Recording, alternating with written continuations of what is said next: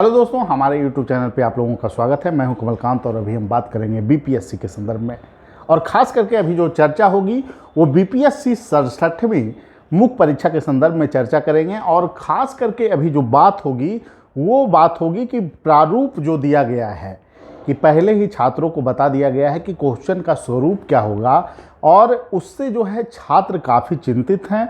और बहुत सारे छात्रों की समस्या को मैं समझ सकता हूं, क्योंकि कुछ बड़े विषय हैं जिसमें जो है कि अब जो पढ़ना है उसको थोड़ा व्यापक दायरे में पढ़ना होगा। इसीलिए छात्र इस पर प्रश्न उठा रहे हैं कि इतने कम समय में जो ये दिशा निर्देश दिया गया है आयोग की तरफ से, तो उसमें वो कैसे सामंजस्य बना पाएंगे। ये बहुत बड़ी समस्या छात्रों के साथ है, जो कि स्वाभाविक है। लेकिन यहाँ एक दूसरे पहलू को भी देखना जरूरी है कि आयोग के द्वारा जो कदम उठाया गया है उसके पीछे उद्देश्य क्या है। तो आयोग की तरफ से जो बताया जा रहा है, जो चीज़ें हैं कि विभिन्न विषयों के बीच सामान्यीकरण करने के लिए यह कदम उठाना आवश्यक था, और इसी के तर्ज पर यह कदम उठाया गया है। इसलिए आयोग अपनी तरफ से ये बात रख रही है कि ये जो है विभिन्न विषयों के बीच जो भेदभाव थे उसको ख़त्म करने की दिशा में एक प्रयास है।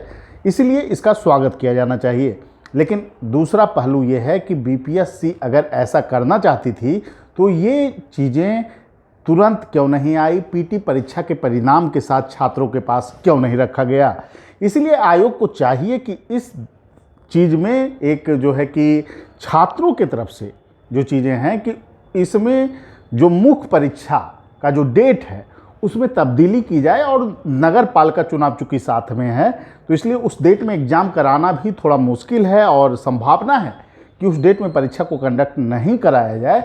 तो इसलिए आयोग को सहानुभूतिपूर्वक विचार करते हुए कम से कम 1 महीने का टाइम छात्रों को अतिरिक्त रूप से दिया जाना चाहिए, जिससे कि छात्र अच्छे ढंग से तैयारी कर सकें। ऐसे भी अगर आप देखें तो विभिन्न आयोगों के द्वारा जो टाइम दिया जाता है वो कम से कम 70 दिन का टाइम, 75 दिन का टाइम मुख्य परीक्षा के लिए दिया जाता है।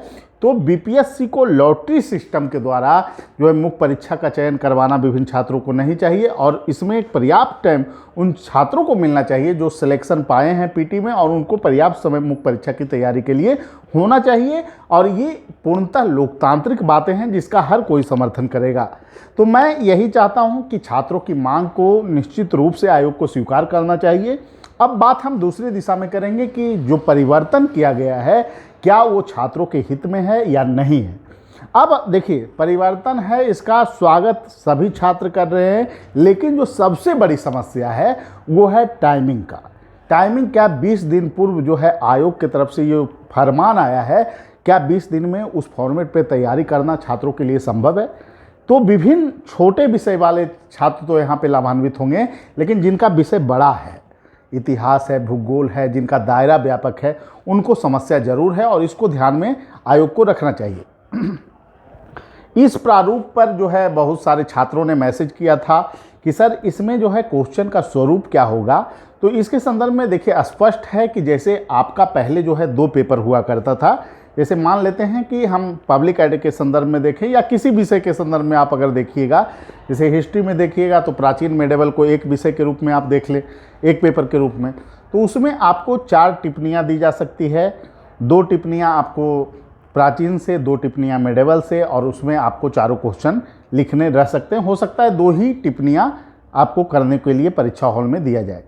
इसके बारे में भी आयोग को स्पष्ट कर देना चाहिए था कि शॉर्ट नोट्स की प्रवृत्ति क्या होगी, कितने क्वेश्चन उसमें करने होंगे।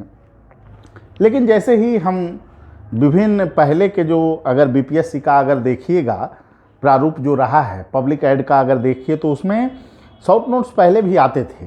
पेपर फर्स्ट में जो है कि लोक प्रशासन जो होता था उसमें जो है कि 4 शॉर्ट नोट्स होते थे, जिसमें 2 आपको लिखने होते थे।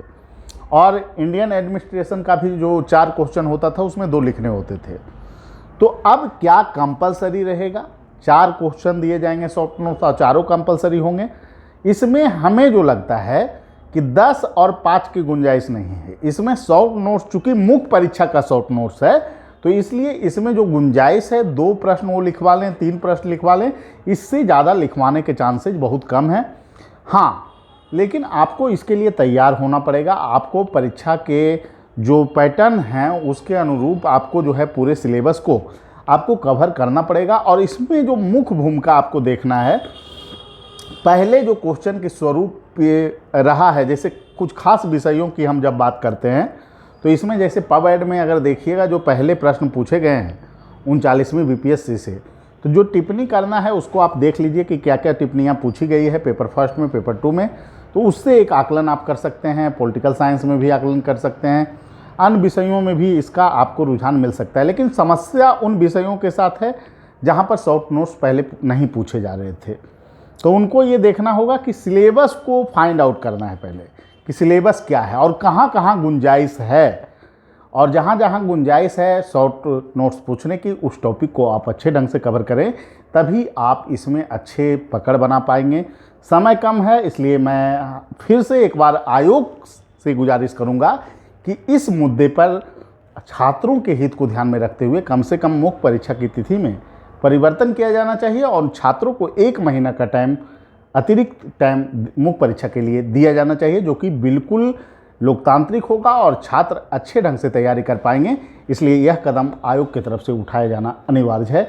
ऐसे सभी छात्र अपनी तैयारी करते रहें और तैयारी को अंतिम रूप देने की दिशा में काम करें। जिनका DI कमज़ोर है वो DI की क्लास कर सकते हैं, हम लोगों के यहाँ अवेलेबल है, और हमारे फ़ोन नंबर पे भी आप बात कर सकते हैं। कम्युनिटी बॉक्स में नंबर दिया गया है जिसमें आप बात कर सकते हैं। कोशिश कीजिए कि 802 सीट में 1 सीट आप भी अपना स्थान बना पाएँ और अंतिम सफलता में अपना नाम शामिल कर पाएँ। ठीक है, सभी लोगों को धन्यवाद, फिर अगले वीडियो मिलेंगे।